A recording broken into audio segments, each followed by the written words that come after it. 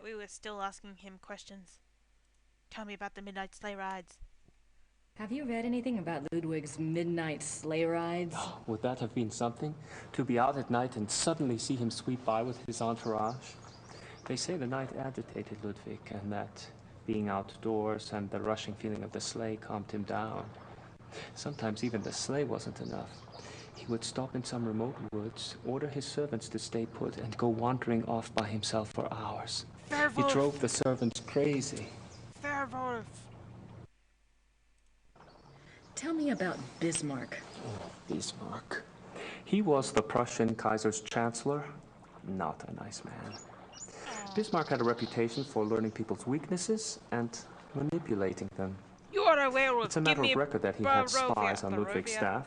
He may even have had a henchman even closer to the king, and he was involved in the conspiracy to declare Ludwig insane. Tell me about the Black Wolf. Did you find Did you find out anything about the Black Wolf? I did. I'd read about him before, but I hadn't realized that was who you were talking about. His name was Godin, Paul Godin. I found a reference to his being called the Black Wolf after you telephoned. I've never heard of him. Who was he? Godin lived on the fringes of the Prussian court. He was handsome, charming, dangerous, or so they say. He was variously rumored to have been a foreign prince, a Prussian spy, even an assassin. Since you were interested in him, I found out some things that are probably true. It said he came from abroad in the mid-1800s, but claimed high German blood. Do you know where he came from? No. And he was ruthlessly ambitious. He probably found out who held the power, Bismarck, and offered his services. Bismarck was a good judge of talent, of that sort anyway. Interesting. Tell me more. What else do you know about Godin? He must have done something remarkable. Bismarck was not a generous man. He liked to string people along with promises, but rarely came through. He did for Godin, though. He gave him a royal title and lands in 1863. And that was the last reference I found to him. Well, how could he just disappear? It's not that unusual. Back then, when you were given a title, you usually changed your name and moved to a place where no one knew your past, so you could act with impunity. Or be a pompous ass and get away with it. Goodness gracious, you're picking up men left, right, and center. Is there any way to find out what Godin was called after he got his title? Is it that critical? It might be. Well, you could send away for a copy of the entitlement deed, assuming it has been destroyed during one of the wars. Godin's new name would be on it. But you would need a research permit from the government to access those records, and they can be very hard to get. A lot of red tape. Great. Tell us about the hunting accident. What do you know about Ludwig's hunting accident? A couple of years ago, I was introduced to this great old man, a real old world farmer. Well, his grandfather was Richard Horning, Ludwig's equestrian. Oh, he told some great Ludwig stories. Sometimes I get lucky. Anyway, he said that after the hunting accident, Ludwig got terribly ill, that he had a fever and was acting crazy. They were afraid that the wolf had been carrying a disease or that the bite had gone septic. A wolf bit him? Yeah, it's not so unusual. There were a lot of wolves in the Alps back then. Werewolf! The servants were really worried, but Ludwig recovered, physically anyway. Werewolf! Horning's grandfather said it was the fever that broke Ludwig's mind, that he was worse than ever after that. Werewolf! What do you mean Ludwig got worse after the accident? Ludwig always had been a very private person. But after the accident, he got darker, more crazy. Towards the end, he was even forcing his servants to enter his chambers bent over so they couldn't see his face. Horning's grandfather said his temper was fearsome. He would fly into a rage at the least mistake. Must have been terrified of him. Yes, well. Horning's grandfather felt sorry for Ludwig, and Ludwig hated his own violence. He was always giving gifts to his servants to apologize. Tell me about the servant. You mentioned that there were other reasons why Ludwig's servants feared him. Ah, that's another of Horning's mysteries. There's a story about Neuschwanstein. Apparently, there was a period of time of 2 or 3 months when Wagner would come and visit him there. Wagner? Yeah. The two would lock themselves in the singer's hall. Horning's grandfather said the sounds that came from there were awful. Well, the servants had superstitious minds anyway. Some of them quit over it, just walked away. What kind of sounds? Horning's grandfather called them heartbreaking and ungodly. Maybe it was Wagner trying to sing.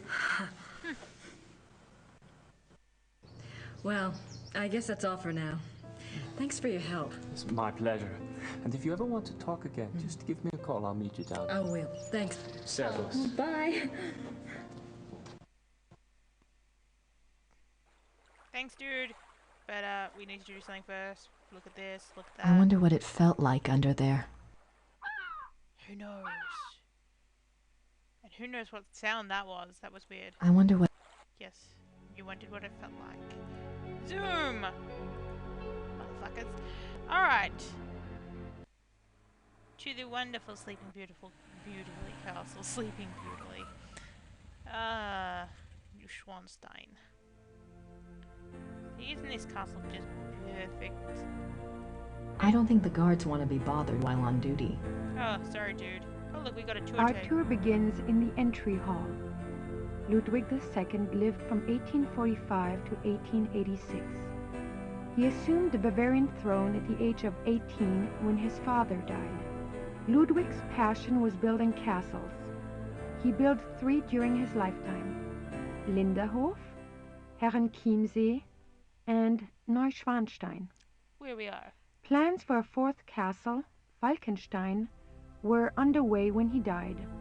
In addition to his obsession with building, Ludwig also had a passion for classical heroic German mythology, a taste he shared with the German opera composer Richard Wagner. Neuschwanstein is decorated throughout with themes from these stories, most of which directly relate to Wagner's operas. These scenes seem to tell a story, but I have no idea what story. Interesting.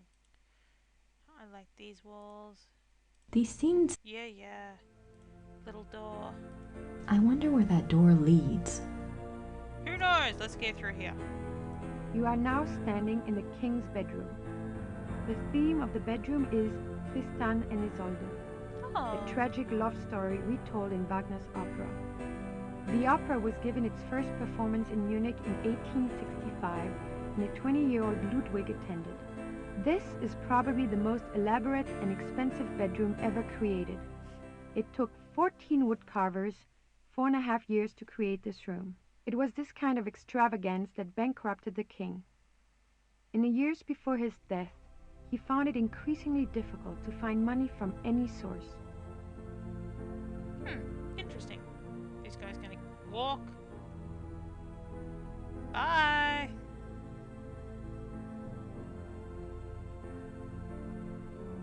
Oh, except she comes through. Hello!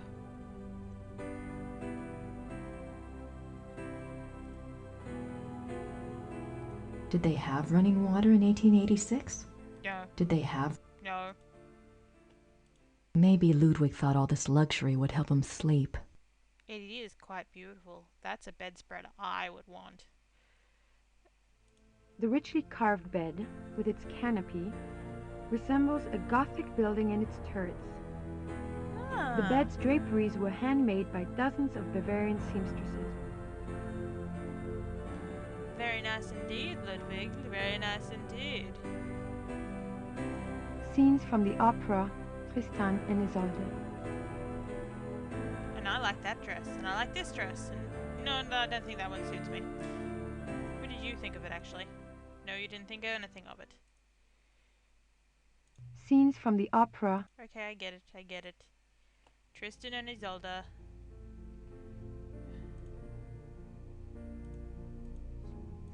In the corner is a brown tiled stove with clay figures of Tristan and Isolde.